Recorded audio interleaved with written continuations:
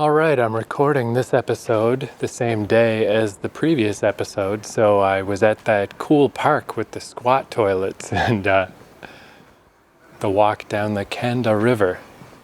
So it turns out there were a whole bunch of subways all over the place, plenty of options I could have taken to get home.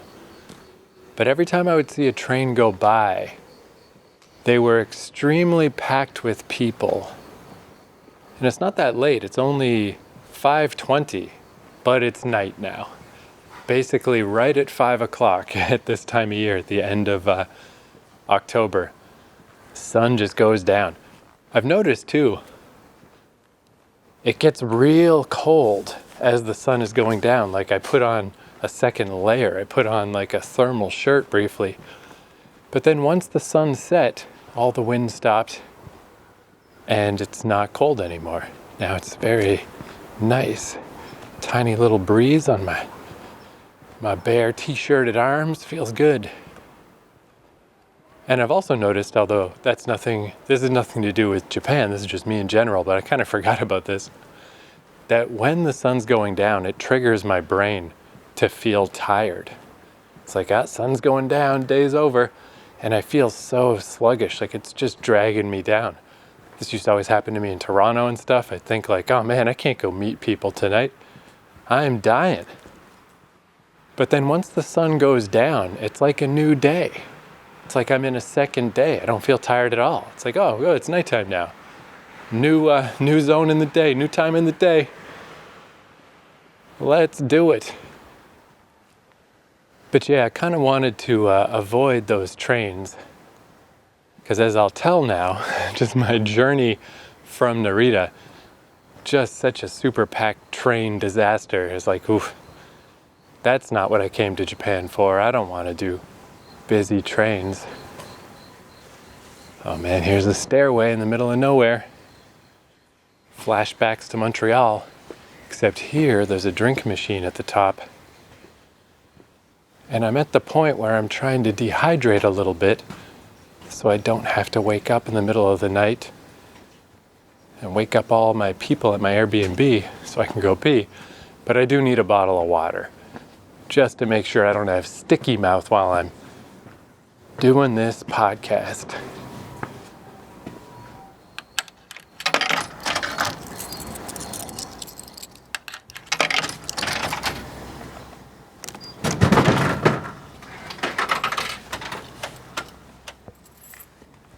Exactly the same situation as before, where there's Pocari Sweat in this thing and various other random stuff. Oh yeah, the drinks with the little, what is that stuff? Like there are little squares of jelly in the drink. But yeah, this has got Pocari Sweat, it's got Evian, thankfully, so that's what I got, with Snoopy on it. But just says like, okay, I know for sure that one's water, because then the next one next to it, Tanzan. From Asahi, Wilkinson Tanzan. It's got bubbles, so it's probably at the very least sparkling water, but it might not be water at all. And yeah, my little Google Translate thing has been so fantastically useless. It never says anything legible or sensible. And it's tough to use it through the screen of a vending machine as well. Yeah, I've been noticing the soups too. This one just has corn soup, but what was the other one? I saw another one that had some other kind of soup, and I don't remember what it was. But yeah, during the day, it's so super warm still that the idea of the hot soup, it's like, not yet. But I like that this row is here. All the hot drinks are here, ready to go. Hot coffee, hot tea, soup, one of these like vitamin C drinks. As it gets colder, I'm very excited for that row, because when I was here in the dead of summer, they just weren't even here. They were not an option. But not yet. Not nearly cold enough yet. Oh, sweet. I was just looking at this great big street, and I'm like, how the hell? What am I supposed to do here? But there's a walking bridge. They are my favorite. Seldom used by the locals. Always used by me, because I don't want to deal with traffic. It's confusing and frightening.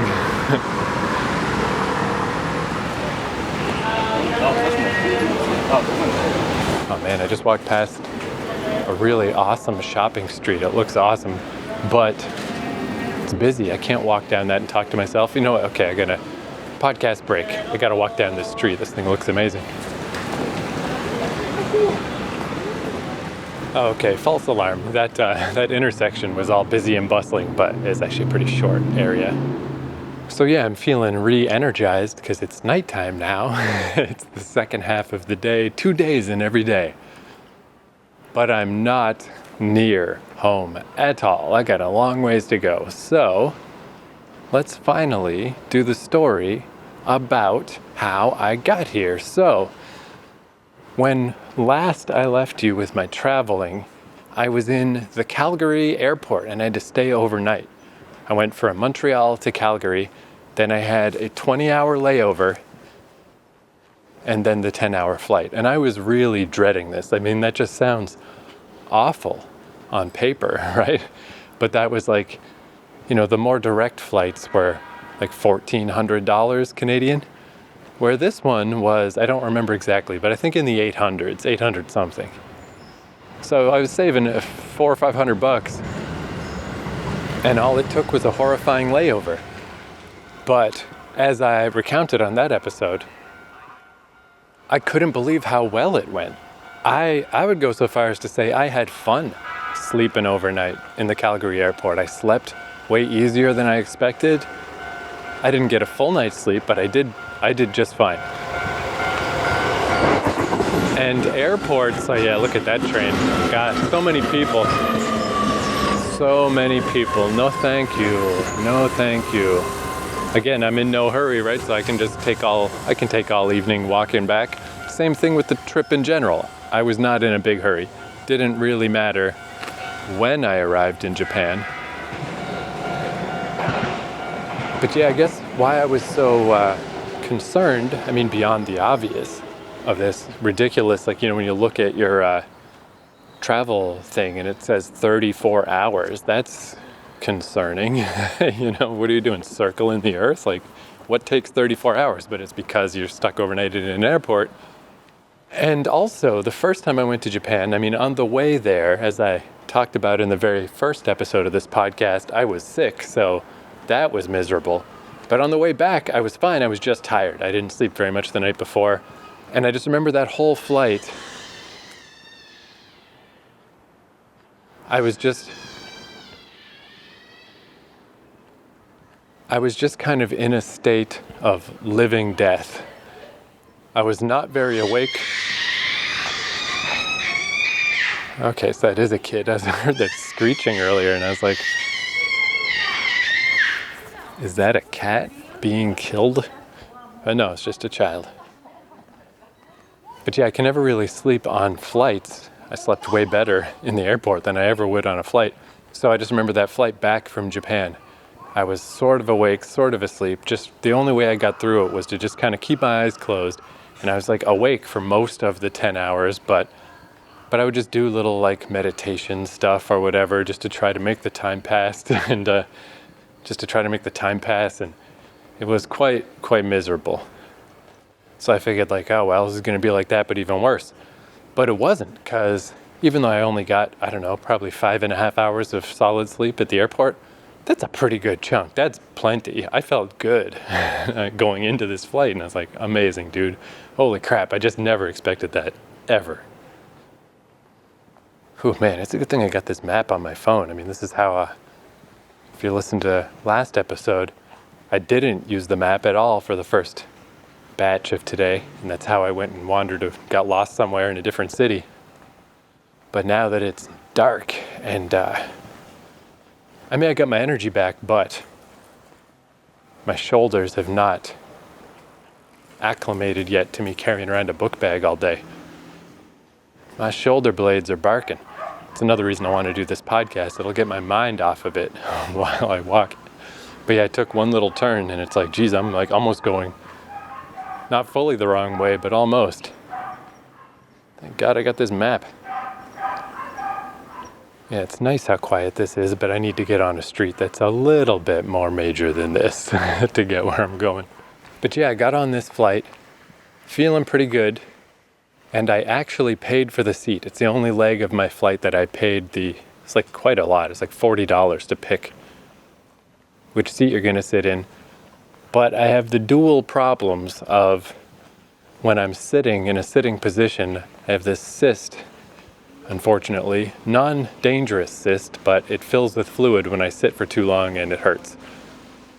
I remember it was one of those things I just assumed they would be like a surgery or something, which I was obviously nervous about. So when the doctor told me like, hey, it's not dangerous, we're not going to do a surgery, you just have to limit how much you sit, that's another just sign of getting old. What a disturbing thing to be told. It's like, on the one hand, I'm glad it's not dangerous. I'm glad we're not doing a surgery, because you never know, that can always, things can go wrong. But I asked him about stuff like traveling. And he said, it's fine, just take a bunch of painkillers, tough it out, put up with this. And it really, as it builds up, it really hurts. It stings like a lot. But he said, just take a bunch of painkillers and then shake it off when you get to the other end. I was like, yeesh. Like, on the one hand, I'm very glad that it was okay, because especially before I knew about the cyst, it was just this pain. I didn't even know it was sitting that caused it. I couldn't figure out what was going on.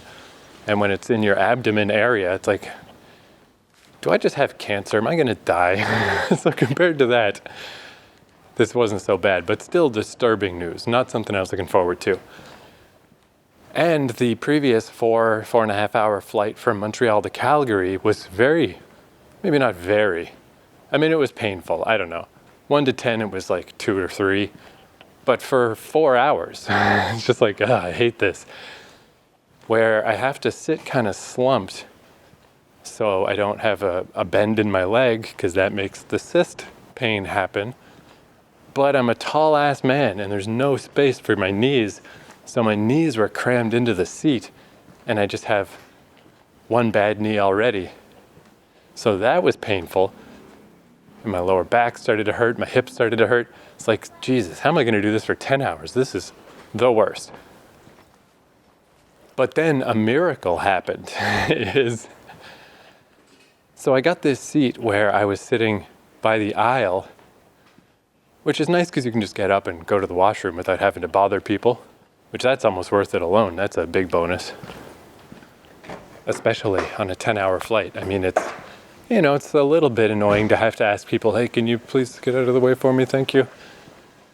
It's a little annoying even normally, but on a 10-hour flight when people are asleep, it's like everything in my body, every fiber of me does not want to wake this person up just so I can go to the washroom, but I'm dying, I'd never want to be in that situation again. So I'm not willing to spend $2,000 for a first class seat with leg room.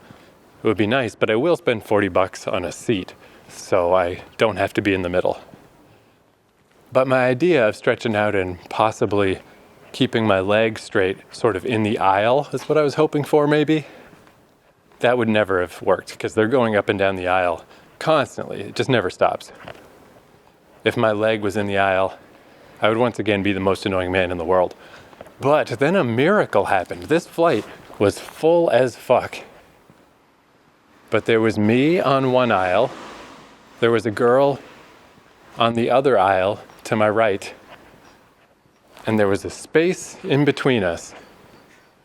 And the plane got more and more full and more and more full and more and more full. And that person never showed up, if there ever was a person.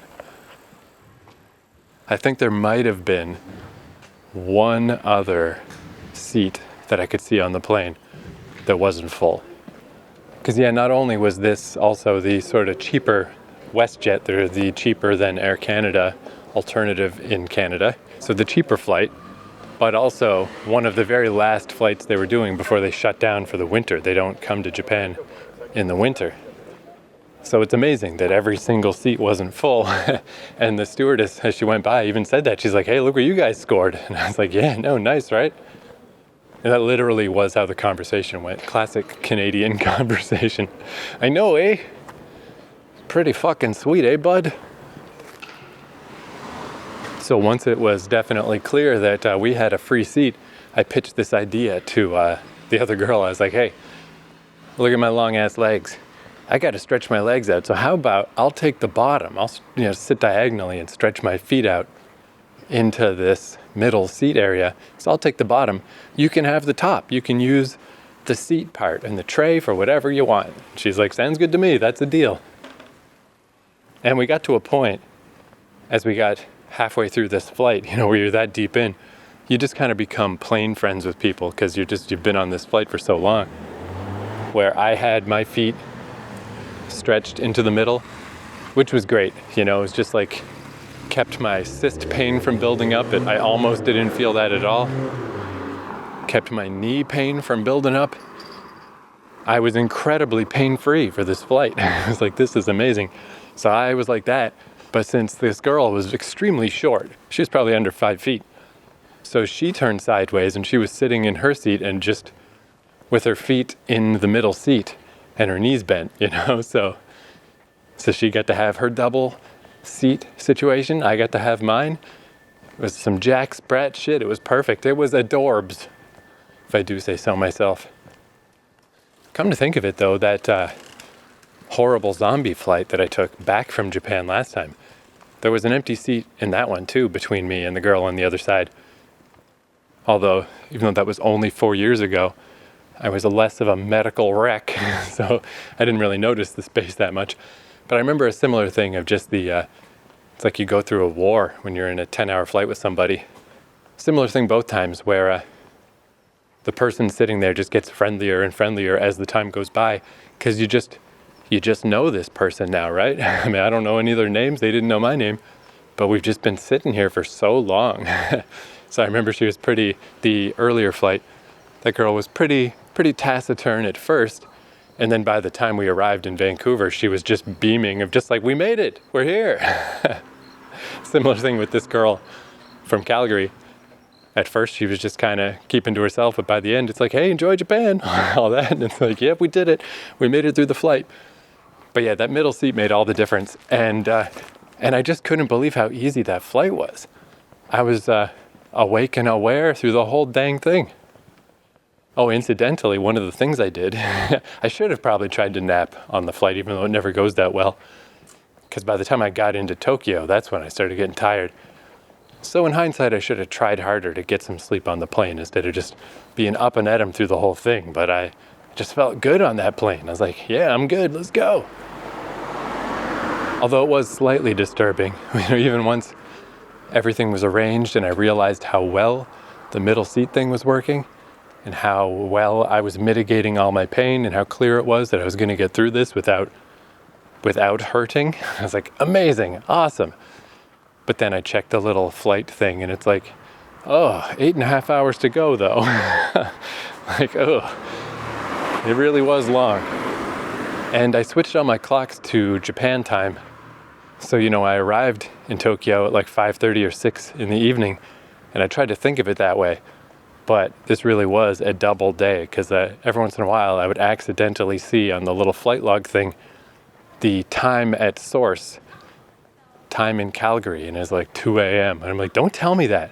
I don't want to know that. Because then you take that to Montreal and it's even worse. I don't want to know that it's the middle of the night. Do not remind me. I'm trying to pretend that it's not. One of the things, incidentally, that I did on that flight is this podcast is called Roaming Holiday. It was an idea my friend Brad had, just to play on Roman holiday. But I never actually saw the movie Roman Holiday. I'm just like, that's just a funny name though, I like it. Has nothing to do with an Aubrey Hepburn movie from the 50s, but it's just a good little twist on the term. But I thought I should watch that movie, right? If I'm going to call my thing Roaming Holiday, I gotta watch Roman Holiday, just if anybody ever asked. I don't want to say like, yeah, I never saw it.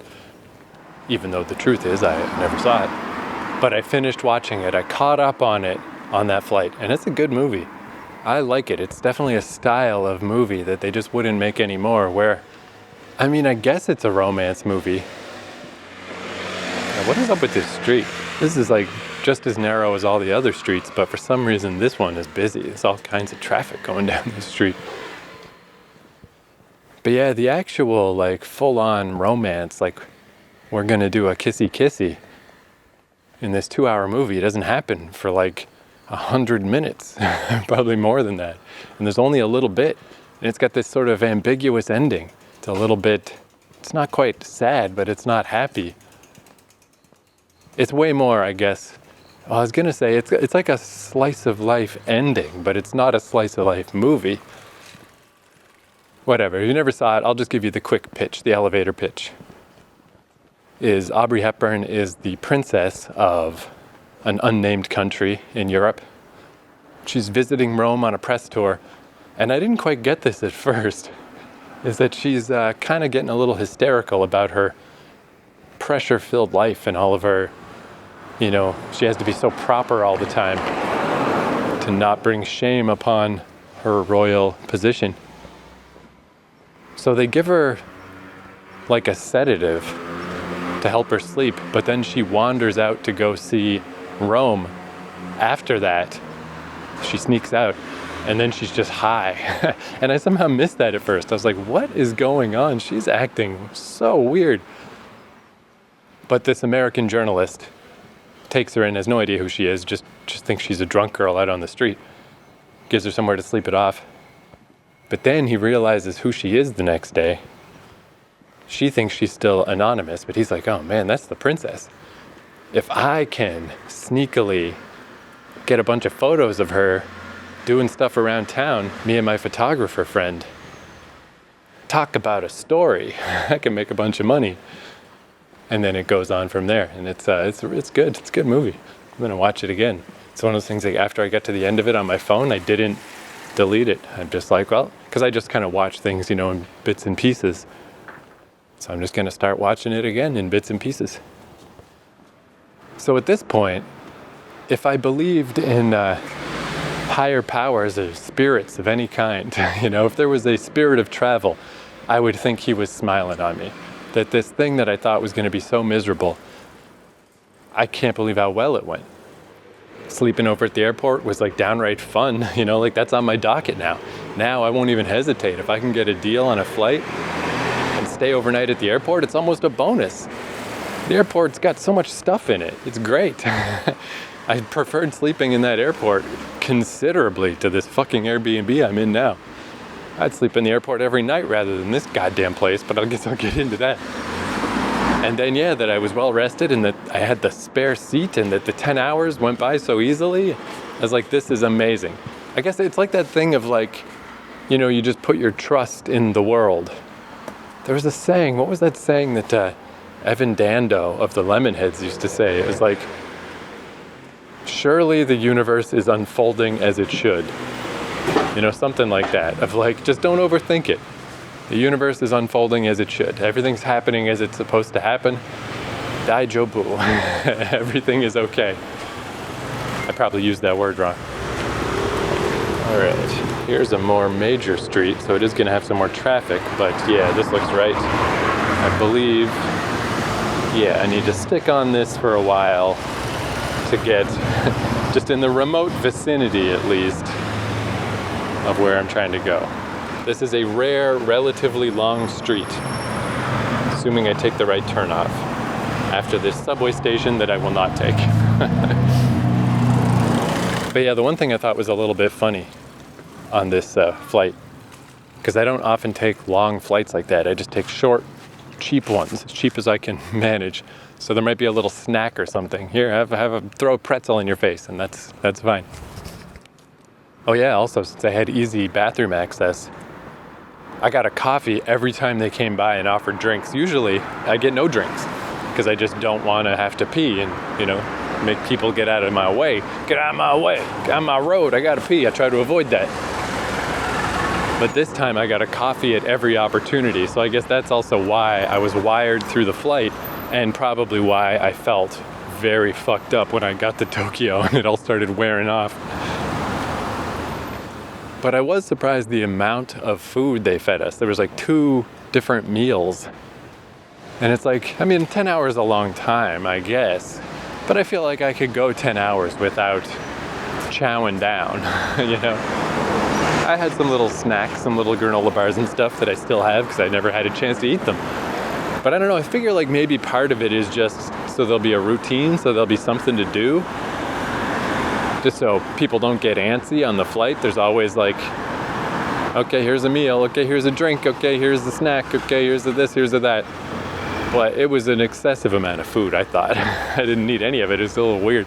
I liked it though. I like airline food, but the reason I'm bringing this up is the one thing that was extra funny to me of just like the decadent present that we live in. Like I just can't believe, I don't know, if the world does, hopefully everything's just, you know, to infinity and beyond. But if the world really does regress and we can't just fly everywhere and be so crazy wasteful and burn fuel like we do now, I mean, there's so much stuff that it's like, yeah, this could go.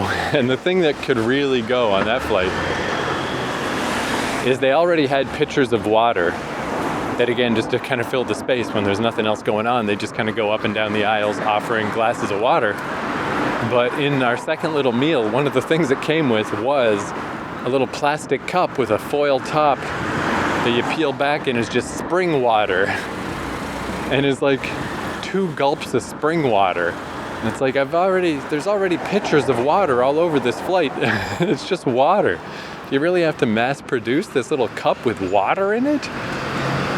That one to me was like, that's ridiculous. Like, come on. That doesn't need to be there. This actually, I mean, scale is a little hard for me to tell. I'm relatively new to having Google Maps at my side. But here's the little turnoff I need to take is coming up soon. Maybe I'm not that far from my little Airbnb, which probably means 2 freaking hours, but it doesn't look that bad on this. But anyway, everything went so good, so much better. I mean, I just couldn't ask for more. Totally amazing. This trip was off to a flying start.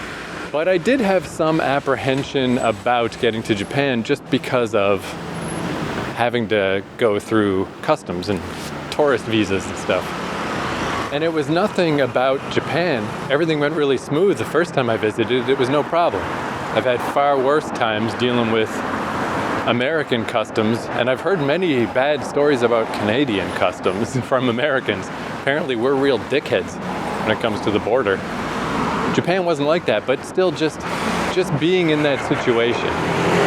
I mean, if I don't even necessarily want to go into McDonald's here because I'm afraid it's not going to go well, I don't want to be embarrassed by my total inability to communicate or whatever. I mean, at the airport, it's not that problem. Obviously, everyone speaks English. It's just being put in a position where someone could say no. They're not gonna, but just that they could. And, you know, I'm trying to reverse engineer it. I'd be looking around the plane and like, look at all these people. Look at all these people. And this is one plane. Another plane is probably showing up 10 minutes after this one.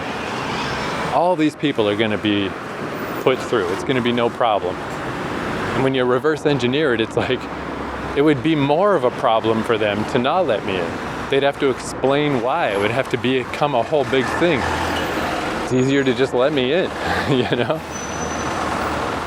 But I was running little drills in my head of like, if they do ask where I'm going, you know, what my plans are, going to Tokyo, going to Fukuoka, I don't actually have a job, you know. Do I say I'm unemployed? Do I say I'm self-employed? Well, I definitely don't say I'm unemployed. Do I say I'm self-employed? Do I say I'm a writer? If I need to prove that I have enough money to make it through a 90-day thing, I could do that, but even just stupid crap like I've got my bank apps on my phone and my fingerprints just weren't working. And I was like, what's going on with the fingerprint scanner? Because I need that to get into the bank app. Is it something with the altitude? Is it because I'm dehydrated? Has it messed up the grooves on my fingers? Like, what is going on? Turns out I think it was just that my little scanners were just filthy. They still are a little iffy, but they are working again. I think I just needed to clean them off. But I just nonsense, you know? None of it really makes sense. It's just impossible not to think about it. It would potentially, I think, be weirder to just be fully confident that everything is just going to go fine and to not consider it at all. But we landed, we left the airplane, and then we're in the airport. And, you know, it's just an airport. The airport didn't seem noticeably different from any of these other airports. at that stage, but on the way to going to talk to the visa guy, I stopped in the washroom, and that's when it first hit me. Because again, I'm such a lowbrow man. The washroom will do it for me, but I got in there, and I went in one of the little stalls with the little toilet, and it's got like a padded seat, and it's got all the mechanisms on the side for the bidet and all that stuff. And it's just like, that's just hit with that first little wave of like, holy shit. After 4 years of just like COVID locking me down and just idly daydreaming of like, I remember how fun it was to go to Japan. Someday I'm going to go back to Japan. Like, that was it. I was in it. I was in Japan.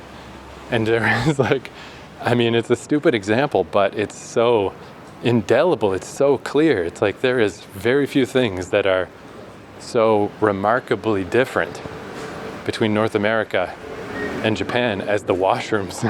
You know, it really is a great example that you're somewhere else now. Oh, sweet. Oh, yeah, I think this is the same one. That little walking path I was on a couple episodes back with the little fish in the stream, and there's like a little green line on the map. Oh, that's fucking awesome. I just stumbled upon it. Yeah, it doesn't go like directly to my Airbnb. I'll have to go a ways and then jump ship on this thing. But I can walk like half the way on this little walking route. Traffic free, noise free, taking me where I want to go. That's fucking sweet. I did not expect this. God, though, my shoulders are hurting. I would put down the bag and switch it to wheel mode, but it's so loud. It would ruin the podcast, but I don't even like doing it just for the neighborhoods when they're this quiet. I mean, sure, I'm talking to myself, but the constant rah, rah, rah of the wheels is so much more obnoxious. I don't want to do that. I suppose I could just stop for a second. Yeah, let's just put this bag down for a moment. Take a seat. My legs are fine, but my shoulders are hurting. Man, though, that's another thing. Now I'll try to talk quietly, because at least when I'm walking, even if I'm being slightly obnoxiously loud, at least I'm moving. So I like if I'm moving past someone's house, you know, they can hear me through their window. At least I'm on my way past, so they won't have to hear me for too long. But if I'm sitting here for a few minutes, I definitely don't want to disturb anyone. But yeah, before, because this is where I guess I'm going to start. This is where the journey, where, you know, everything was going so perfect. This is where it felt like things were going less good, although in hindsight, none of it's really that bad. It's all been pretty decent, but it felt crazy at the time. So this is the more, oh no, everything is going nuts and the trip's falling apart. It's not, I don't know, whatever. This is the more downbeat side of the story. So before we get into that, one last, for just going to give thanks to the wonders of the travel god, is, man, I am so pleased with how well my feet have been holding up. I mentioned this a little bit in an earlier episode, but I was very concerned about this. It just started out of nowhere about 3 weeks before this trip, where my big toes, it was worse on one of my feet, on my left one, but on both, were just hurting, like a lot. And obviously I walk stupid amounts. Like today I walked all the way to that park, which was 8 kilometers, which I don't know. Again, I'm not good with distances. I don't really know what that means. All I know is it took me all day. And now I'm walking back and it's taken me all night. And this is what I just do every day, all the time. I just walk around. So it was very disturbing to me how much my toes were hurting, and trying different stretches and stuff. I had no idea why this all of a sudden started happening, and nothing I was doing was helping. But as I was researching stuff, it seems like bunions were the problem, which is one of those terms I had heard. I thought they were just like bumps on your feet, which they kind of are, but it turns out it's because it just happens naturally with some people, and I have a long history of feet problems. I had to wear these weird devices on my feet when I was a kid to try to ameliorate my flat feet. It didn't work though, so I have flat feet, and I always have to wear special inserts in my shoes. But I guess bunions, it's because your feet are supposed to, your toes are supposed to splay out. Although if your feet splay out too much, because you never wear shoes, apparently that's bad too. But they're supposed to splay out to a certain degree just to give you balance. You know, like your big toes are supposed to point toward each other, basically, so that you have more area, because so much of the pressure of your body goes on your big toes. But modern shoes, for some reason, have very narrow fronts a lot of the time, toe areas, and it makes your toes get pushed away from each other. And because they're bent in that weird direction, it does cause a bump, but the bump is like the bone of your foot poking out. And like once it happens, it's quite irreversible without surgery. It seems awful. So in my case, it was a bit from shoes possibly, but my shoes actually by accident have quite a wide toe box. Although after this, the next pair of shoes I buy, I'm going to deliberately go buy the biggest ones I can find, the most toe room.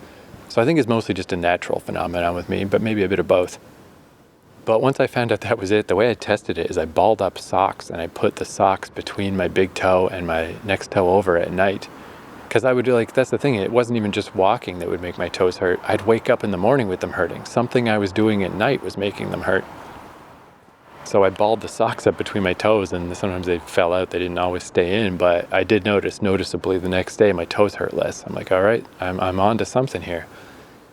So I got two different devices. For the daytime, the ones I'm wearing right now are just these little like rubber toe rings. It's like a ring you put around your big toe that has a spacer between the big toe and the next toe over. So, you know, they're a little awkward. Sometimes I got to maneuver them around a bit. They get in weird positions and can cause some pain in and of themselves sometimes.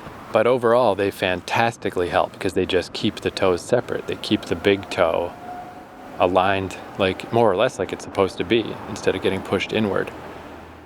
And then at night I've got more elaborate ones that I put on that are like a whole like weird brace that I put on each foot, that when I was just clomping around my apartment back in Canada, it's like, so what, I'm wearing these weird toe things. It's a little weirder now at like this Airbnb or the one in Montreal where it's more communal and I see other people. But I think like they say in Shawshank, how often do you look at a man's shoes?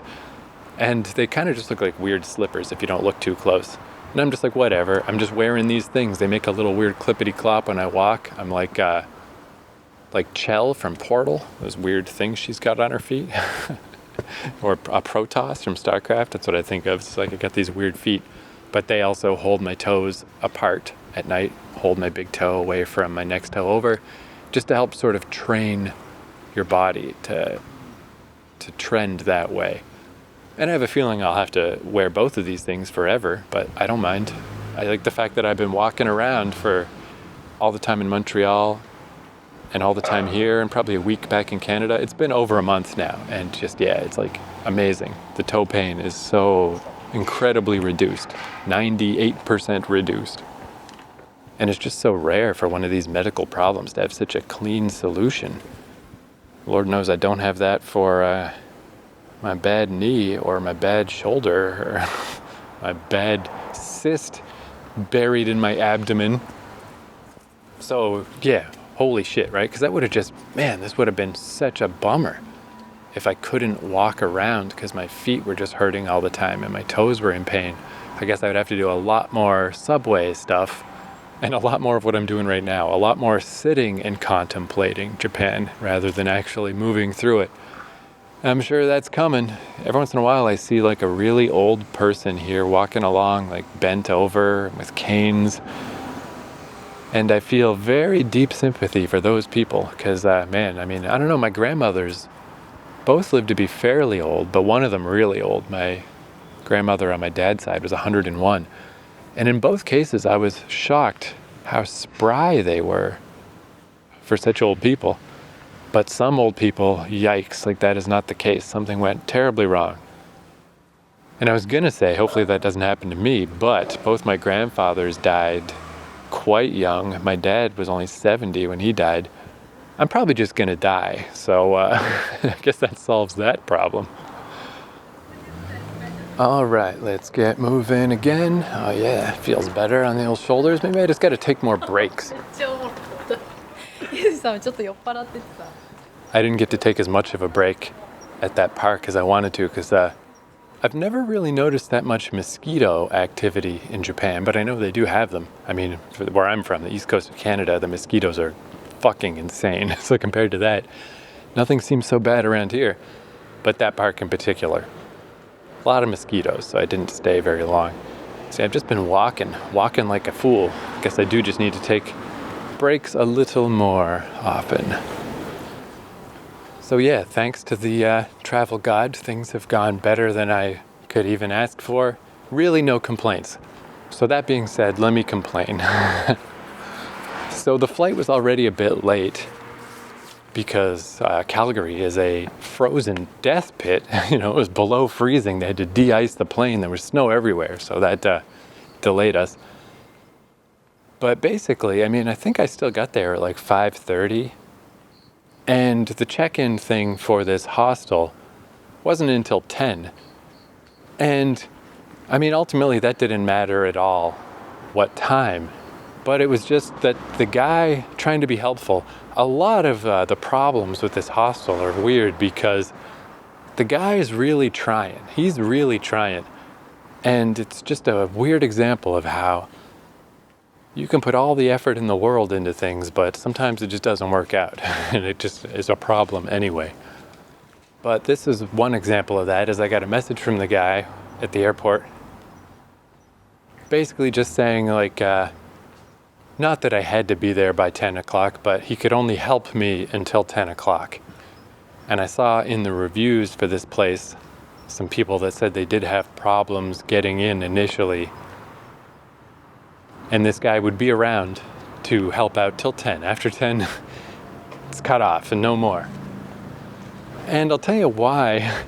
Normally I'd be like, whatever, I kind of felt that way in Montreal too, of there sure are a lot of door codes. I sure hope this goes okay, but it all went okay.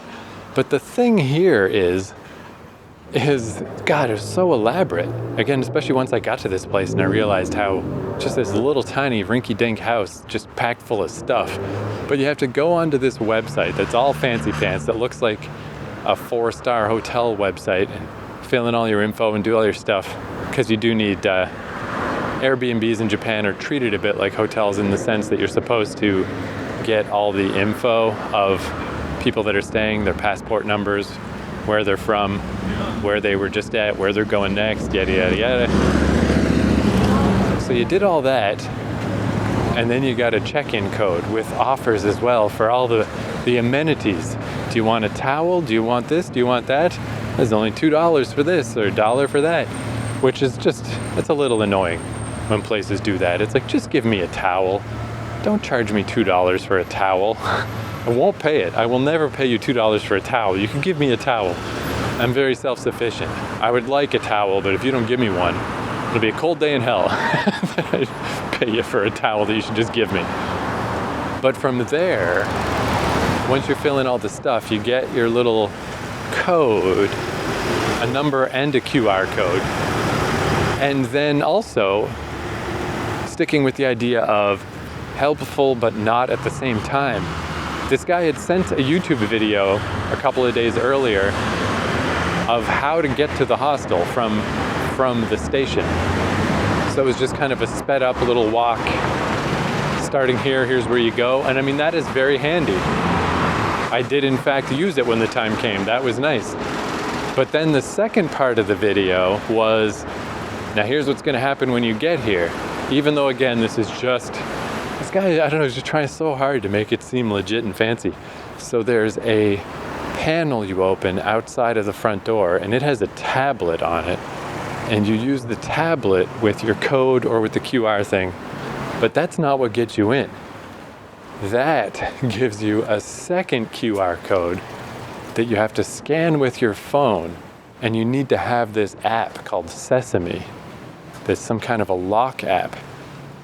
And you got to make sure you've got the Wi-Fi password and everything ahead of time if you don't have data, so that you can interface with the Sesame app. And once you scan that QR thing, then you can use the app, and you just open the app and press unlock, and that unlocks the front door. And then inside the front door, you use a code you got at some point during this process to open a lockbox that has the key to get into the room. And it's like, yeah, no fucking wonder this guy had reports that people were having trouble getting in. What is this? Why are there so many steps? It's insane. But it between that and his message of like, hey, I'm only going to be around till 10. And, after that, if you aren't able to get in, just want to warn you, like that could happen. I was motivated to get there before 10, you know what I'm saying?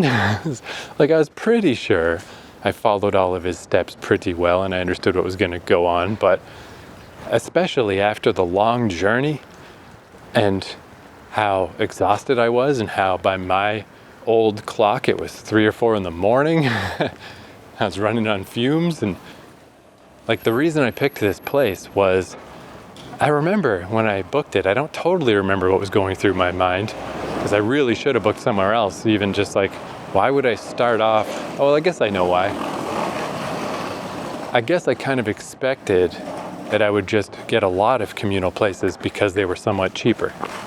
So I knew this was like a communal thing, but I just really quickly, as we go through this vacation, this roaming holiday, I'll describe all my Airbnbs as we go. But I pivoted quite quickly to realizing there's only a little bit more to get like private accommodations, sometimes whole like little mini apartments. I didn't necessarily need to do the communal thing, but I guess because this was the first one. And that's what I did by Naka Itabashi.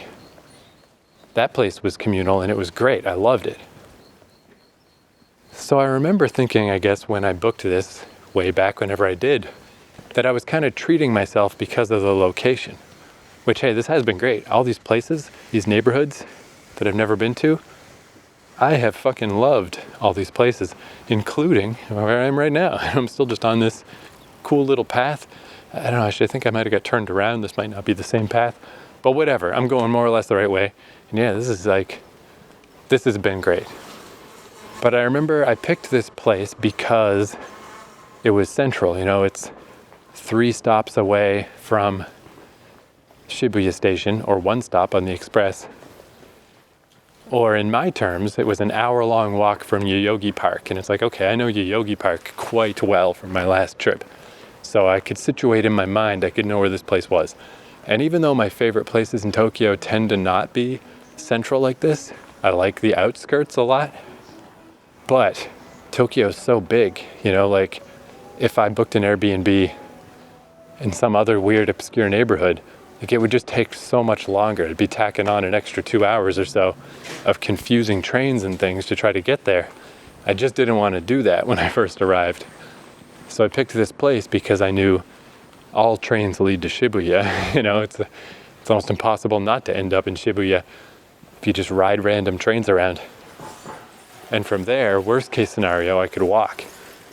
So that's why I picked the place. And I mean, that aspect of it did work out. It was good in my exhausted, brain-rattled state to have a place that was so easy to get to. But I'm getting ahead of myself. I'm still in the airport here at this point. Okay, I'm still going the right way. Nice. Unfortunately, I will have to turn off of this awesome little walking path before too long to head down to where I need to go. But yeah, I was in the airport. I went to use the washroom real quick and got my first blast of it was like in The Simpsons, when they're in Australia and they have the special toilet that makes the centrifugal force of the water go the American way, and Bart sheds a tear. I had a similar, just a little moment where it's just so silly that I'm just in a washroom, but I was like, I got hit by that, like, I'm here, I did it, I made it. Like, yeah. But speaking of being exhausted, I'm exhausted right now. My burst of energy from the nighttime is starting to wear off, and I can hear an ambulance in the distance, and it's like, oh yeah, people have real problems. Not like, oh, I had to fill out a form at the airport. These complaints are so dumb. They're just so dumb. They just don't matter. However, I will sally forth with this story, but I'll save it. I'll do it tomorrow. I'll continue this dumb little adventure. Also, I'm getting rained on. very lightly. It's actually very nice. Feels good. But I shouldn't have my little recorder out while it rains. That's the sign. It's the sign from the podcast gods to give it a rest. So let's reconvene for me tomorrow, and for you it'll be right now.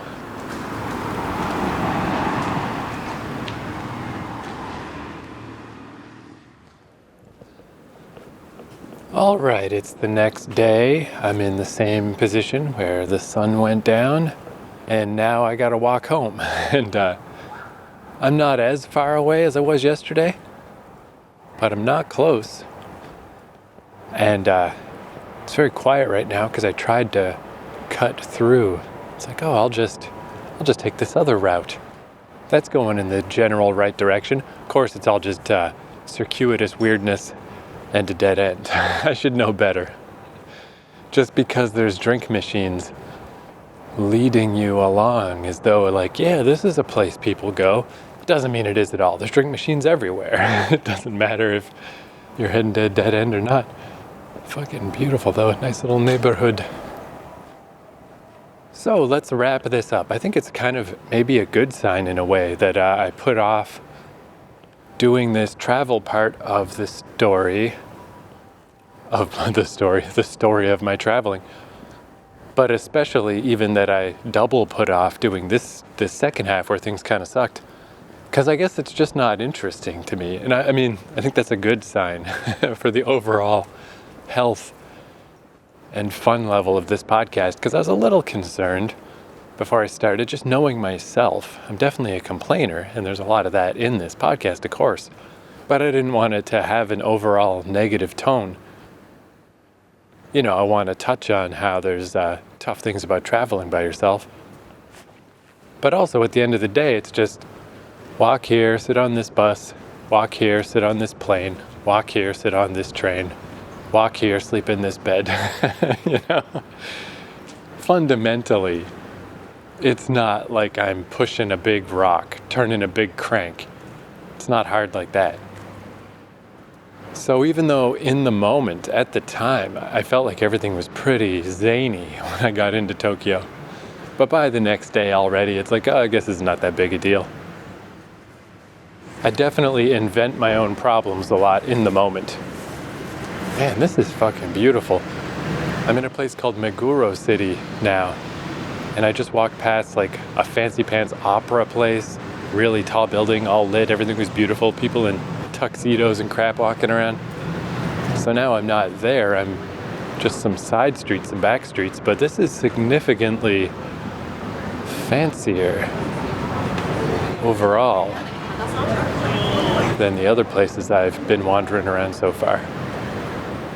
And yeah, now I'm walking past a fine dining place that even has curtains that are just lowered enough that when my gawky face tries to look in as I walk by, you know, I'm not making eye contact with any of the patrons, but I can see all the fancy dishware and silk napkins and stuff. I'm trying to set myself in a general direction, so as I wander, at least I'll sort of end up vaguely closer to get back to my terrible Airbnb. But that's really not possible unless I have my nose in the phone at every turn, so I'll just forget it. Let's just wander, and then I'll figure out where I am after. So, arriving in Tokyo, I guess I was saying, I arrived in the airport and I went to the washroom and I got my first taste of Japan. When I visited before, in 2019, it's a little bit of a blur, but I think what they did is they just handed out custom forms to everybody on the plane in like a little pencil or a little pen. And you know, it's a kind of an excessive amount of stuff to fill in, even though it's just no. Any weird vegetables? No. Bringing any guns or drugs in? No. Are you currently or have you ever been on the top 100 most wanted war criminals CIA list? No. No. International incidents? No. But this time, I'd kind of forgotten about this. One of the reasons why I waited a year for Japan to be open for the year before I made my journey is there was a lot of stuff when they first opened about, extra steps, vaccination papers, and apparently it was a real pain at the airport. Things were taking forever. I'm going to do it again. I'm going to go down a random side street. There's people coming my way on bicycles, so I mean, surely they came from somewhere, right? This can't be a dead end this time. But yeah, I got my 2 main COVID shots and a COVID booster, which is a lot less than some of my friends and stuff have, because in my hometown it just didn't matter. It's just such a nowhere place where I just felt very safe. But anyway, so I got this stuff in the paperwork and I was like, I believe this should be fine. But just bureaucracy barriers, I just hate them. They're so uncomfortable. The fewer of them I have to deal with, the happier I am. So that whole idea, extra uncomfort, or it's just like, what if I did something wrong? What if it doesn't work? I mean, I assume they must have had some system for that. Maybe you just take a COVID test right there. I don't know. But I made sure I had all that stuff and all my paperwork and everything, just in case, even though at this point, the word I had heard is that they were no longer requiring any proof of vaccination, which was the case. We walked through a temperature thing. You just walk through it's like a metal detector, but apparently it takes your temperature, and that was it. So second up, and I'd completely forgotten about this, was that in order to make that process a little faster, they started a thing called My Japan Web, I think it's called, where you could fill in all your vaccination stuff ahead of time. And even though they weren't doing the vaccination stuff anymore, that was still a thing. But I actually completely forgot about that. I'd seen YouTubers talking about it and stuff. Wasn't until I went to check in for my WestJet flight the day before leaving that they were like, hey, by the way, go to this website, do this thing. And you get a QR code. Instead of having to go through all the paperwork at the airport, you can just do it now ahead of time and scan the QR code and you're good to go. I probably should have watched somebody's tutorial about it. I remember there's a YouTuber named Cakes with Faces who I've been watching a lot, who is from England, but on her trips to Japan, she wrote a whole Japan travel book, does YouTube videos. Very cool.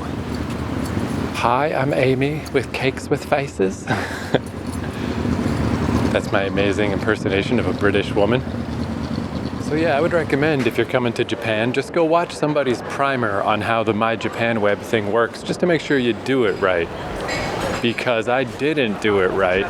And my trouble was, the reason I thought I did it right, it was very long and involved, like all the no-no-nos, but then it's like, where's your address? What's your phone number? Which, I mean, I guess people know these things. I don't. I have to look up my own paperwork of like, here's the apartment that I'm not in anymore. I don't have a phone number. I was just using my mom's. I had to look that up. Where are you staying when you get there? So I had to figure out the address of this hostel that is all in Japanese, try to translate it. It took ages, and it was very strange and confusing. But in the end, I got a QR code, so I'm like, okay, I guess I did it. The problem is I was supposed to have 2. Even without the vaccination stuff anymore, it spits out 2 of them. And I don't know exactly what the difference is. One of them is customs, so I did have the customs one. Whatever the first one is, immigration, perhaps? That one I did not have. So if I'd watched somebody's tutorial, I would have known that I did it wrong. But I just thought because I got to the end of a process and got a QR code that I was done. Speak of the devil, man. I'm just in some pretty major intersection. This building has a QR code, like a gigantic QR code on top of it. I'm brand new to QR codes. I've never used them before this trip, but it's been working out okay overall. It's like you just hold them up to your phone and they do stuff. Would that work? Is this like that Jonathan Blow game, The Witness, where you can like draw patterns in the sky and stuff? Is that what this is like? Like if I hold my phone up to that QR code that's 1, 2, 3, 4, 5, 6, 7, 8 floors up, can my phone scan that? Cool. Anyway, so all this stuff I'm about to describe, none of them were major problems. They were all small, but I guess I should reiterate. For me, it was like 3 or 4 in the morning, the equivalent of, even though it was only 5:30 or something in Japan. Well, no, I guess based on I guess it was 5 a.m. for my hometown, but if I was in Montreal, to my body clock, it was 4 a.m., whatever, who cares, it's not important, it was late. I was drinking coffee like a madman on the plane, and it was wearing off rapidly. And I should have taken a nap on the plane, but I didn't, and I only slept, 5.5 hours. I was pleased with my sleeping, but it really wasn't that much. So, everything seemed worse because I was, I'm running on fumes at this point. I'm like a puppet being held up by strings, But the lineup, it was a super long line to talk to the immigration people or the visa entry, whatever. I honestly don't know what this part of the airport process is called. But the line was going really fast. And at one point, I had to give over my passport and take fingerprints. But then when I got to the guy, the QR thing didn't work, wouldn't scan. So he kicked me out. He said, go get a piece of paper. It was just like I was back on the plane again. I had to do the whole paper thing with the addresses and figuring it all out. And Airbnb does not make it easy to figure out the phone number of the place. Because I had to write that down too. What's the number of the place where you're staying? Through the mobile app, I had to literally try to phone the guy. It was the only way to see the number. And then luckily, because my phone isn't a phone, it didn't actually call him. It didn't work. But that's just annoying. Again, just a million little annoying things. Man, I like this neighborhood. This feels very different. This feels kind of like the stretch between Akihabara and Ueno. Maybe? It definitely feels like somewhere I've been before, but maybe that's not quite right. So I slowly, painfully filled out the thing, went through the line again, had to explain to the passport lady like I already just did this. I guess this doesn't happen very often that someone has to go through twice. But that guy didn't even say a word, just did some stuff on his end. I wrote down on the thing that I wanted to stay for the full 90 days. He just looked at my passport a bit, typed in some stuff, just gave me the approval stamp. Last time I was here, the guy talked to me, asked me some stuff. Not this time, just honestly didn't care at all. So I was like, sweet, all right, thank you. Because even just stuff like the 90 days, I don't know, again, I'm coming up with stuff in my brain that no one else cares about. This guy's got, hundreds of people he's got to deal with. He doesn't care. But I feel like it is a little weird to stay for the whole 90, isn't it? I doubt most people do that. But again, just this assumption that anybody cares about me when they don't, in a good way. It's good that they don't care. I'm just some guy. But then I got through there, and then it was the customs part where I was just confused. I didn't understand what was happening. Didn't know how to escape. I didn't know there was a next step. Finally figured out, they gestured me to another, even longer page where I had to fill out a lot of the same stuff. But even though I just filled it out, I would still have to do the whole process again of copying the Japanese address that I don't understand the formatting of and putting that into Google Translate and writing all the stuff out. I started to do it, and I was recognizing stuff, and I was like, wait a second. Both of the forms are somewhat redundant, but this was the longer one, and I'm like, man, this is the stuff I did. This is definitely the stuff that I did. So I went up to that guy with my QR code and was like, hey, can we give this a try? I think this will work. And it did. And I was like, suddenly it all became clear. Now I knew what had happened. Because I was so baffled that my QR code didn't work because it told me it was fine.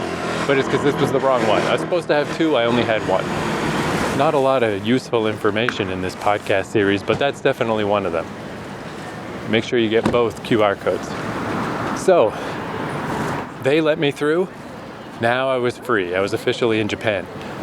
But then, I got the message from the guy at the Airbnb who put the fear of homelessness in me, because this all took so long that, I thought arriving at 5:30, getting to the Airbnb by 10, everything is far away. In Tokyo, it's a big city. But I was not concerned, I had lots of time. But the plane arrived late. I was in the airport forever.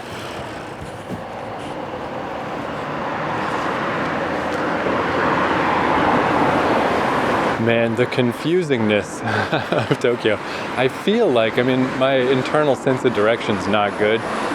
But I feel like I'm walking in circles, like I've taken so many left turns that I'm going back where I came from. But according to my little map, I am actually getting closer to where I'm going.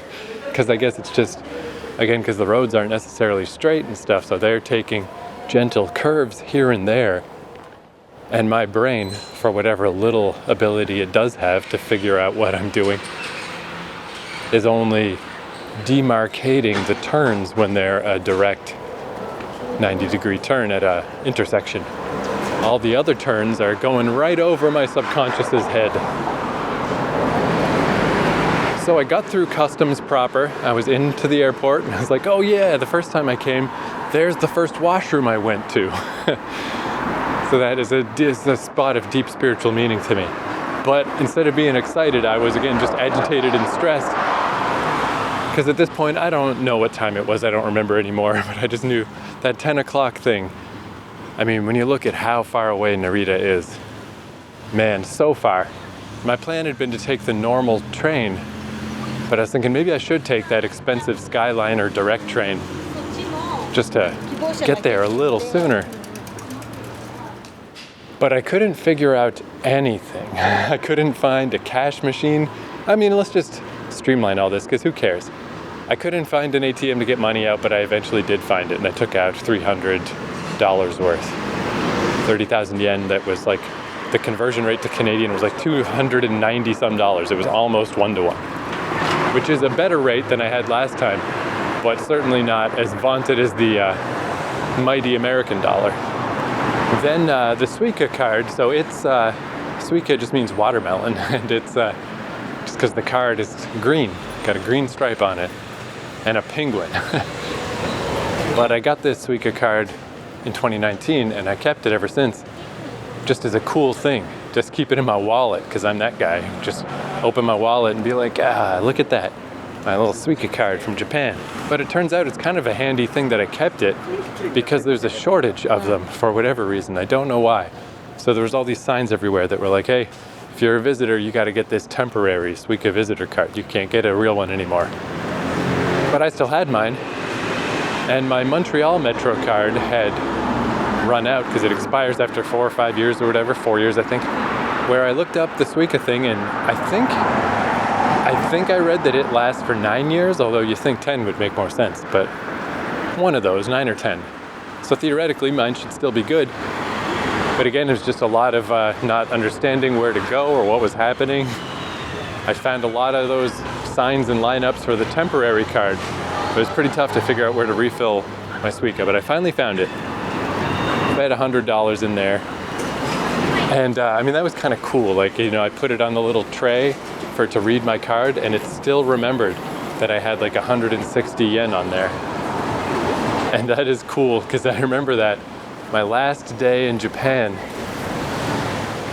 me and my friend Brad went to a place called Hosawa Falls that is so far west, it's hard to get much further west than that and still be in Tokyo. You got to take the train all the way, then take a bus. I don't know if I'll actually make it back there this time because it's such a long journey, but it was pretty cool. But then the next morning had to leave, so I went all the way from there, all the way across Tokyo. It literally took all day. I left at like 7 in the morning. I don't know, got there somewhere in the afternoon. That was extra bad because it was not rush hour, so they were all local trains. No expresses. Every stop. I stopped at every fucking stop from Akigawa all the way to Narita Airport. Ridiculous, but that's what I did that day. And that the money worked out so perfectly is wild. That I had the exact right amount of money on my Suica card, that I only had 100 and some yen left. I remember, I'd forgotten about that, but I remember I felt proud about it at the time. Like, wow, it's like throwing a dart from a mile away, and I did it. I didn't hit the bullseye, but I hit the board, you know, good enough. So that was cool, that it remembered. I still got my card. So mainly it's a subway card, but you can also use them at convenience stores and at some drink machines. So that's my main plan, is to just use the card as much as possible and just have the money as a backup. But yeah, kind of cool. That's like, for the for a moment, just for a tiny moment, instead of feeling overwhelmed and stressed because I couldn't figure out what was going on with anything, just for a second, I was like, hey, this is cool. I'm the only one here of this gaggle of foreigners who has a real Suica card. Awesome. Man, I've been seeing crap loads of English-speaking foreigners, too, all over the place. Just got passed by a classic gaggle of a white guy, a black guy, and Spanish-looking guy, all overweight. Classic anime nerds. Of course, I mean no offense, because it's like in that movie Chasing Amy. Overweight or underweight nerds who can't get laid. That's our bread and butter. I'm also in the demographic. I'm just old and skinny instead of young and portly. I guess though too, it could be because this is the most central I've ever stayed at an Airbnb. All my other ones were a lot further out before, and they will be from here on in too. So maybe that's why. Maybe that's why I'm seeing so many of my fellow visitors. All the words that come to mind are insulting, so I'll just say visitors. Oh my God, there's a guy, a fellow foreigner who's taller than me. I don't care for that. That's the first person I've seen who's taller than me. This is it. I'm just exposing how fragile my ego is.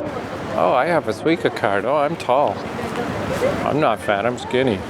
Shut up, you fucking idiot. But yeah, I saw the counter for the Skyliner, and it was just big long lineups, and I really didn't want to spend $20 or $30 or whatever it is on the thing anyway. This is where I started to get my brain back together. Just started to disentangle things. Is I went down to wait for the regular train, and it's just like, what am I doing? My whole thing is not to rush. I get to the airport early. I take long trips to places where I don't have an itinerary. I don't like being rushed. I don't like being pushed at all. Remember that part in Undertale where there's a snail race? You gotta press the button to encourage your snail, but the gag is if you press it too much, he freezes up and just stops. I'm one of those for sure. Toby Fox knew who he was talking to, man. You push me too much, I'm just gonna stop. I'm just not gonna do it. And that's what happened here, where it just, something switched in my brain where I was like, who cares if I'm late? Who cares if I don't get there by 10? What's the worst that could happen? Okay, wait, maybe I just can't get into the Airbnb and I can't reach the guy to help me. If that happens, I'll just get a bunch of coffee out of the machines and I'll just walk around all night. What the fuck do I care? Meanwhile, I was actually, my legs were feeling a little wobbly. I felt a little dizzy as I went down some stairs to get to the subway. Like, I was very exhausted. Realistically, I was not walking around all night. But, the other scenario would be I could just go get a hotel somewhere and spend way too much money for one night. Who cares? If I had to do it, I have to do it. I got the money. I can do that. And that definitely helps. Just like, I'm just inventing this problem for myself. This guy running the Airbnb, he's trying to be nice. He's trying to be helpful. He's saying, hey, until 10 o'clock I can help you, but after 10 I'm going to bed and turning my phone off. He's not trying to add stress. He's trying to help. But that's the story of that Airbnb.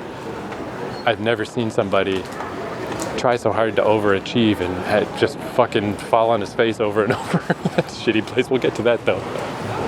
But yeah, then the train sat there for a while and I was like, that's okay. Doesn't matter.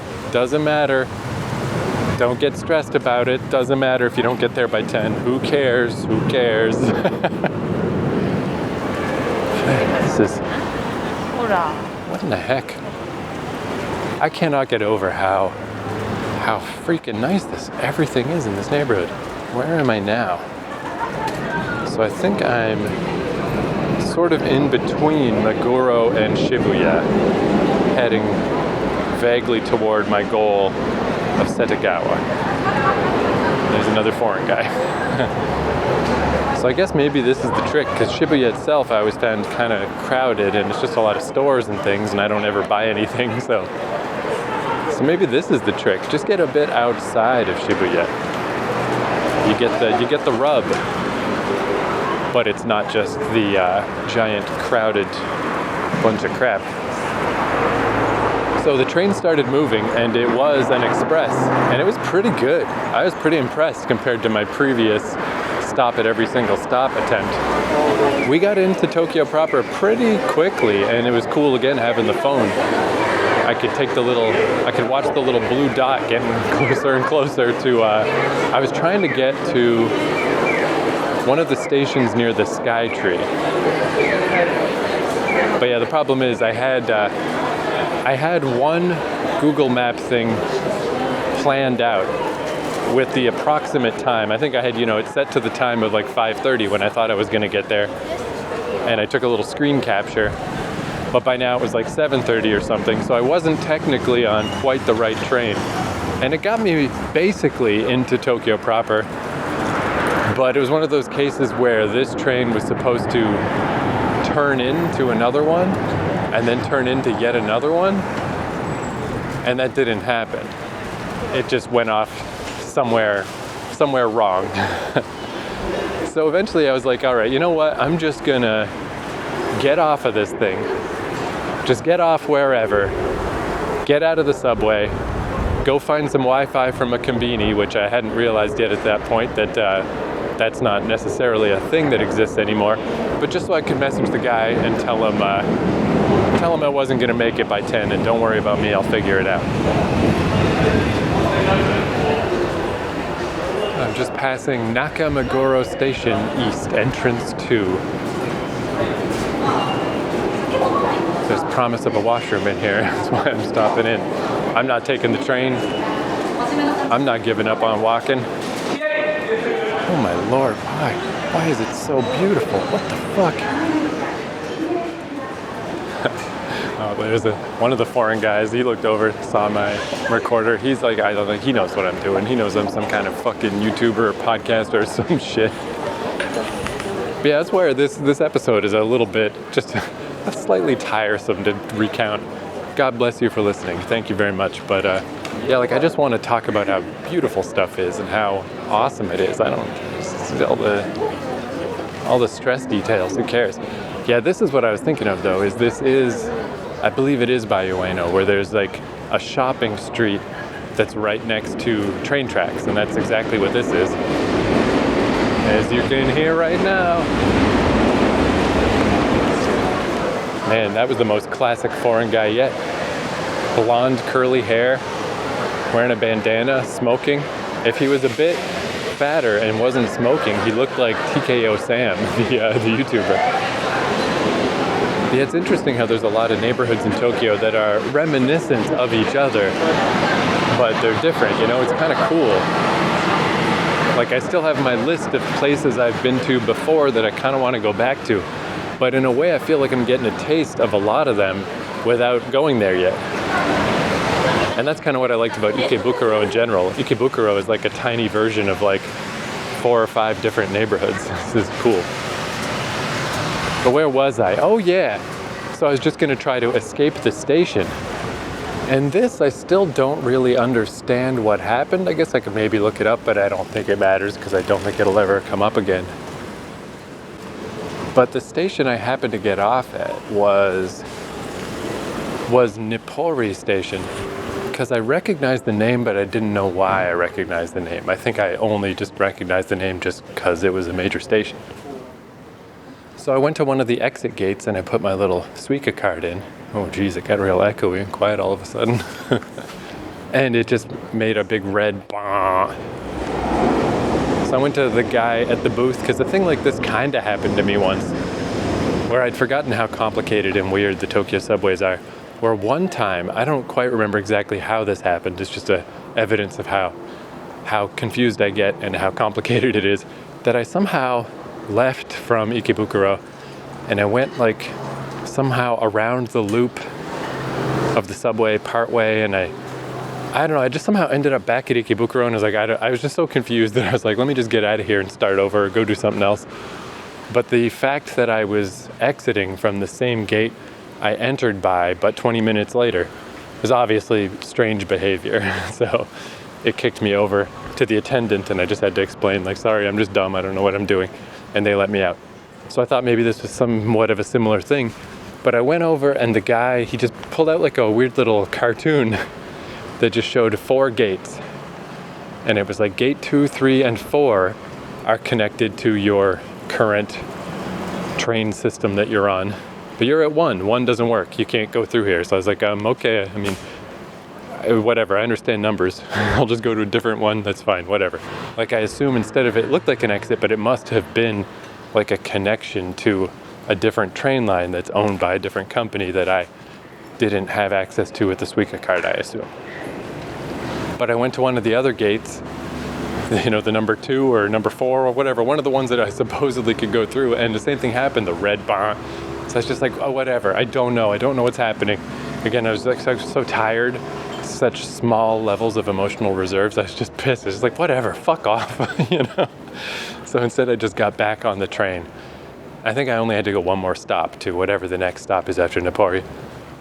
Maybe it was Ueno, I don't know.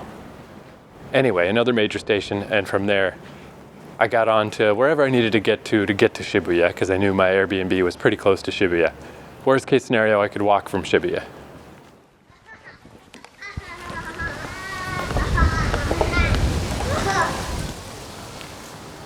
Oh, I took a little break because I got so gobsmacked with how beautiful that area was that I forgot I'd gone in there to look for a washroom.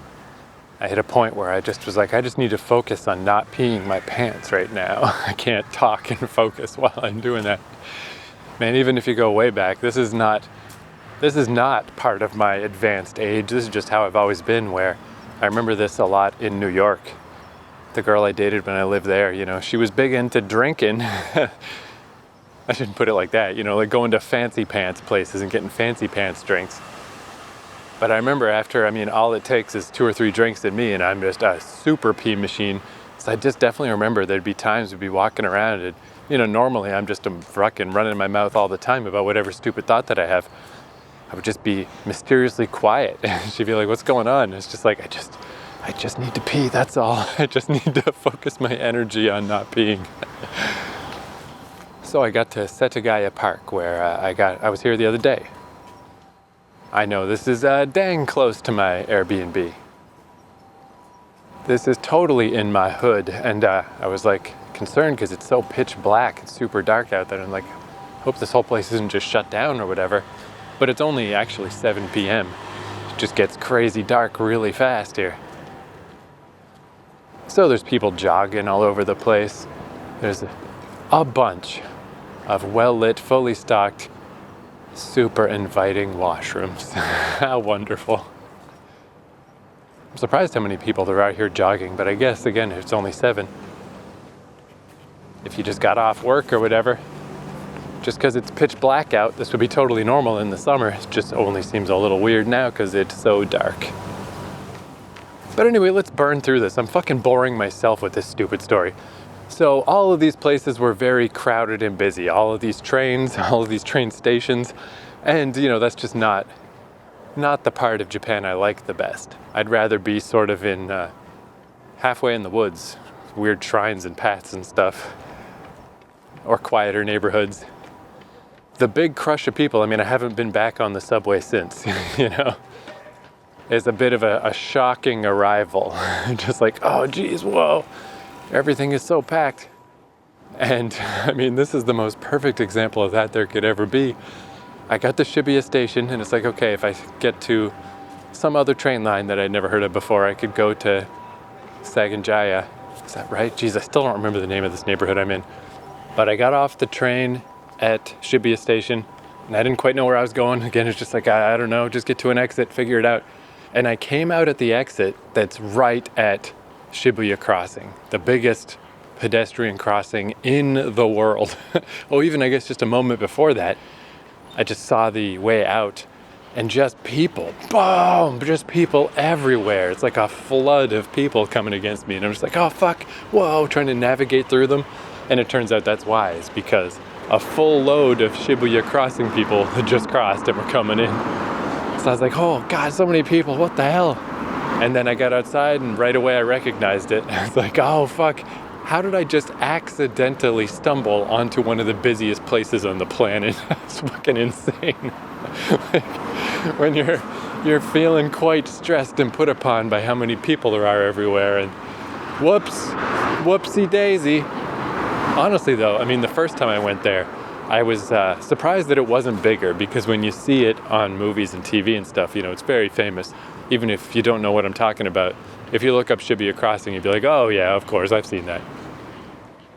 Because, you know, with movies and stuff, they film it from higher up, they use wide angle lenses and stuff.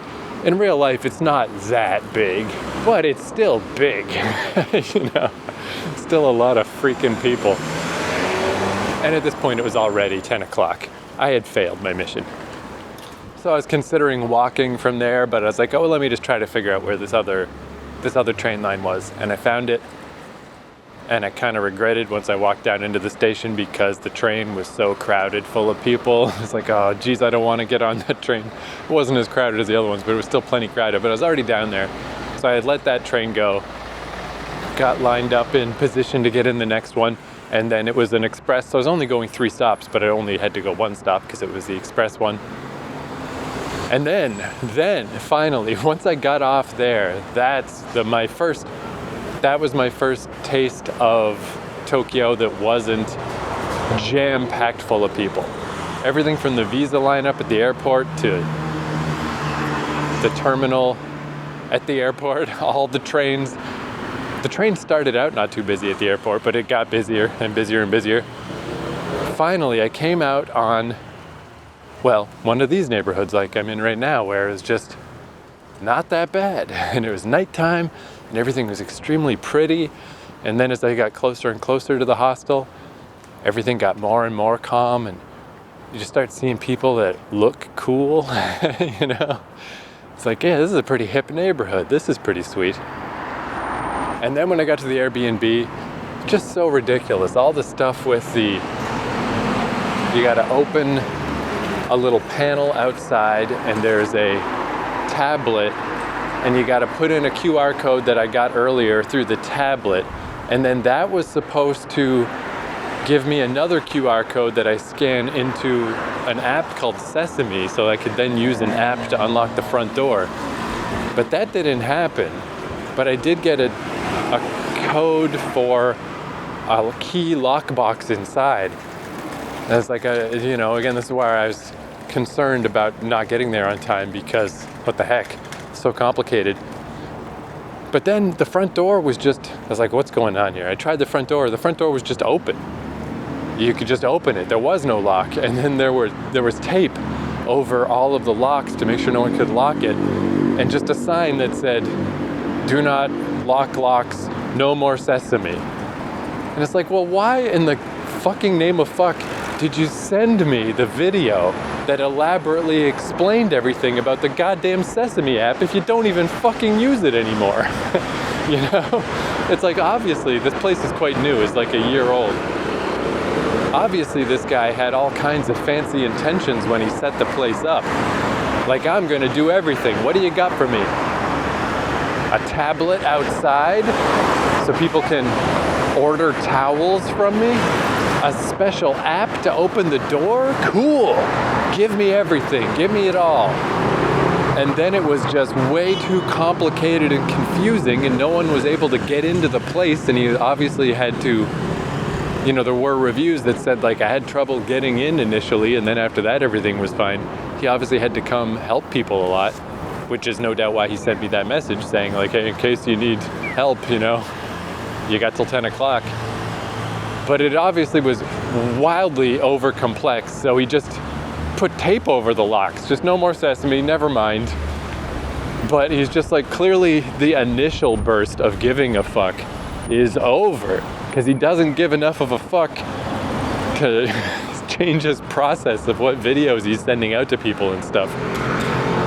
Just making everything so needlessly complex. Complexity that doesn't fucking exist. He doesn't need any of that, you know?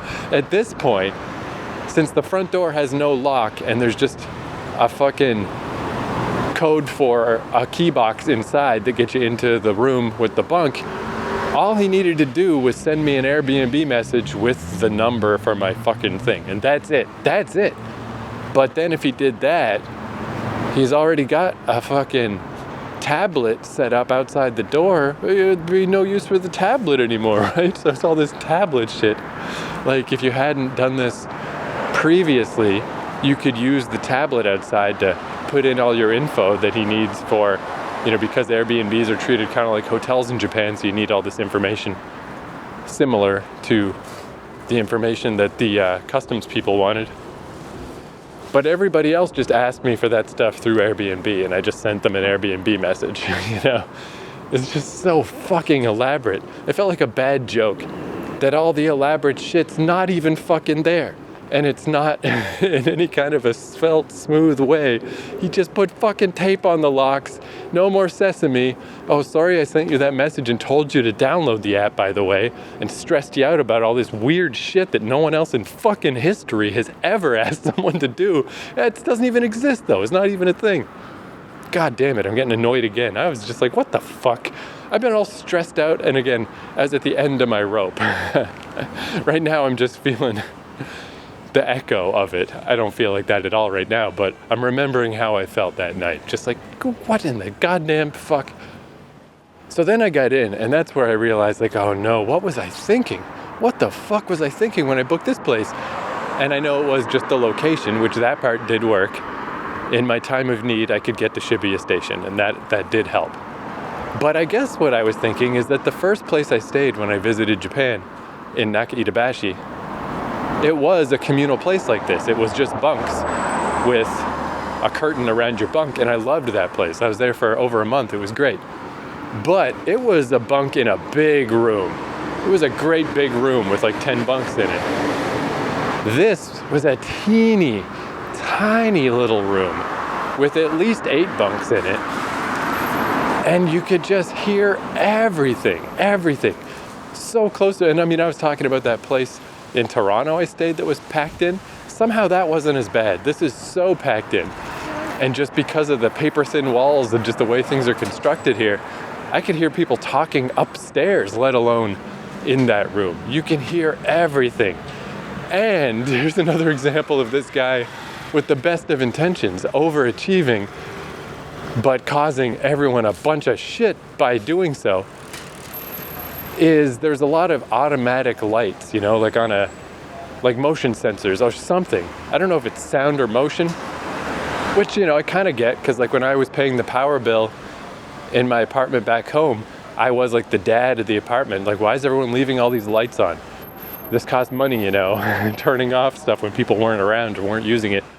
It makes sense on the surface to have these motion lights. So as you go in, the light turns on. After everything settles down, the light turns off. But with this place, any little movement, the movement was so slight to turn on all the lights in this communal sleeping area that first night, the lights were turning on, I'm pretty sure, just from a guy snoring. And he wasn't snoring loud. Like, I was doing my classic technique of just putting headphones in and playing rain noises, and that was more than enough to fully drown this guy out. I couldn't hear him at all. But the little sensor sure could. So the lights would turn on, and then after 45 seconds, they'd turn off. And then in another couple minutes, they'd turn on and they'd turn off. And I had a curtain around my little bunk, but it was still getting through enough that I had to basically cover my eyes like I did at the airport. That's, I guess, the thing is, like, having just come from the Calgary airport, I was like, dude, the Calgary airport was so much more comfortable than this. Just being part of a big anonymous mass is not that bad. Being just trapped in this tiny little place with other people is so uncomfortable. So you get up or make any movement whatsoever, bang, all the lights turn on. But then you gotta open the lock to leave this room to go use the washroom, for instance. And that was on a timer too. So then, you couldn't leave the door open. The door was set to close on its own. And then after 30 seconds, this big loud grind of the lock closing. And it was even worse if the door wasn't quite closed all the way, because then the lock would get caught and go. I have never been more uncomfortable to get up in the middle of the night to go piss in my fucking life. You get out, all the lights turn on, you open the lock, and it makes this loud, grindy noise. And then when you come back, the whole process repeats. It's fucking awful. I feel so self-conscious getting up, and it's like torture. This place sucks. I fucking hate it. And then, as if things couldn't get worse, you know, I was regaling my friend Brad. I was like, hey, I'm in Japan and everything's awesome, but I fucked up with this Airbnb. This place is ridiculous. And as I was texting him, I looked down at my pant leg and I saw a bed bug. And I wouldn't have known what it was, except that we had a bed bug problem in New Brunswick as well. This tenant of my mom's, when she moved out, she left behind some bed bugs because she was like a dumpster diver, which I kind of appreciate that ethos, you know, that if people are just throwing stuff away and you have some use for it, yeah, cool, man, like an old table or something or whatever. But the dark side of it is that's how she got bed bugs in the house. And it was like a bit similar with that. When I saw bed bugs the first time, I saw the bed bug and I didn't know what it was. Just thought it was like a little beetle or something. And you know, we're from living in 100-year-old houses, rustic ass Atlantic Canada. I'm not bothered by bugs. You know, you share the world with the bugs, you got to get used to them. So it's just like, hey there, little buddy, what are you? Go away. But then I saw another one, and then I started getting a weird feeling in my gut, like, wait a minute, what is this thing? And I researched it, and it was bed bugs. So this was definitely a bed bug. I know what these bastards look like. So I saw that one, and I saw another one on like a curtain behind my bed, and I found two little teeny baby ones that were all gorged with blood. So I was just like, well, there's the cherry on top of this joke. And again, this isn't this guy's fault, you know? This is like, this sucks for him. Some dickhead brought bed bugs, obviously. And I looked that up a bit, like, is this a thing in Japan that I should be aware of? And mostly what I saw is that bed bugs are not a big problem in Japan, but they have been getting worse. And it's generally attributed to foreigners. And you know, there's stuff people will blame on foreigners that's not fair. But in this case, I feel like that's pretty safe to say is probably true, right? If people are just coming in from all over, yeah, no shit, they're bringing in bed bugs. Why wouldn't they? And this must be a bed bug paradise, because so many people have been cycling in and out of this place. The fact that I'm staying there for like a week or 5 days or whatever the hell it is kind of unusual. A lot of people are just there for a day or two. So again, I can't really blame the guy for that. Everything else that's silly about this Airbnb is his direct fault, even though, you know, it seems to be largely well-meaning, but it just made everything annoying as fucking piss. But the bed bugs, that's just bad luck. That's just a bad roll of the dice. And they are fucking bastards. They're so hard to get rid of. They're just the worst. So my mission is just to make sure I do not bring them along with me. But the thing is, after that first night, then I didn't see any more in my little area. Almost to the point that it's like, I mean, it'd be so just wishful thinking and be like, did I imagine that? Did that really not happen? Is this okay? Which of course not, you know, of course not. But then I saw one climbing up the little curtain outside someone else's bunk, and it's just like, God fucking damn it. Luckily though, I mean, you know, I'm just kind of getting used to this situation. I've started just like stop ingesting any liquids at sundown so I don't have to pee too much at night. I've got my headphones in, my earbuds with the rain noise at 5. 5 is like my high volume. 5 is the airport volume, but that's what I need to do to not hear everybody all night. Incidentally though, unofficial scientific research, I've never dated anybody who snored, so I was always a little curious. Or I mean, I wasn't curious, but I became curious once the opportunity presented itself here. Do women snore the same as men? It's maybe a stupid question, but I'm just thinking because sneezes and coughs and just talking in general sounds generally different. But nope, it can be the daintiest Japanese girl, white girl. Once they start snoring, it could be anyone. Snoring is snoring, it all sounds the same. In case you're wondering. Somebody left an umbrella here. I was like, I'm probably gonna need an umbrella at some point. It's going to get rainier. But I do have a little collapsible one that's much crappier than this umbrella, but this one doesn't fold down. It's just kind of too big. What am I going to do with it? I'll leave it here for someone else to take. But yeah, my mission is to just not bring the bed bugs with me. So every day when I leave, I check all my stuff extremely well. When I get out of there, I'll again check extremely well. But the first thing I'm going to do at my next Airbnb, because this place has a washer and dryer, but he wants to charge money for it. Again, it's just like, fuck off. So the first thing I'm going to do with the next place, put everything I own in the laundry, wash and dry. Because the dryer in particular, the heat, bed bugs aren't that hard to kill, and they can't fly, they can't jump, they're just idiots. They're not even resilient like a flea. Like, you can just crush one with no trouble. Just rolling over in bed, you can accidentally kill them. That's what's so weird about them. They suck. They're such idiots.